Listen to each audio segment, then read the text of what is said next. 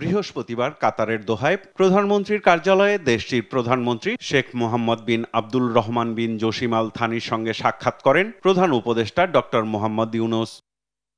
এ সময় নতুন বাংলাদেশ গড়তে বিনিয়োগ করা সহ অর্থনৈতিক ও কূটনৈতিক সহযোগিতা চান প্রধান উপদেষ্টা। পারস্পরিক সহযোগিতা বাড়াতে প্রধান উপদেষ্টাকে উচ্চ পর্যায়ের কারিগরি দল পাঠানোর পরামর্শ দেন কাতারের প্রধানমন্ত্রী। এ সময় আর্থনা সামিটের সাইডলাইনে উচ্চ পর্যায়ের বৈঠকের জন্য কাতারের প্রধানমন্ত্রীকে ধন্যবাদ জানিয়ে রোহিঙ্গা প্রত্যাবাসনে পুনরায় সহযোগিতা চান প্রধান উপদেষ্টা। এদিন কাতারের একটি হোটেলে প্রবাসী বাংলাদেশিদের সঙ্গেও মতবিনিময় করেন প্রধান উপদেষ্টা। দেশের অর্থনীতিকে মজবুত রাখতে ভূমিকা রাখায় প্রবাসীদের ধন্যবাদ জানান ডক্টর মোহাম্মদ ইউনূস। পুরো অর্থনীতি চলতেছে, কত মাল আমরা পাঠাতে পারলাম, কত সস্তায় পাঠাতে পারলাম।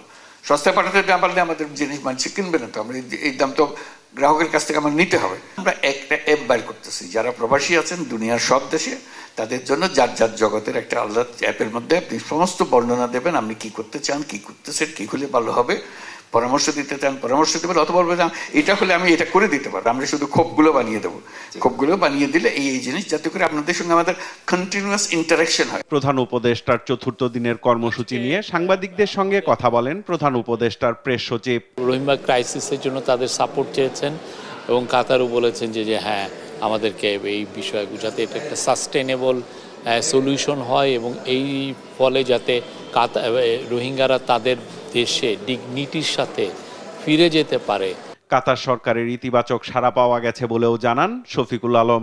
উনি ইন্টারিম গভর্নমেন্ট একটা ম্যানুফ্যাকচারিং ইকোনমিক হাব বানাতে চান। এটা শুধু বাংলাদেশের জন্য না, এটা পুরো রিজিয়নের জন্য।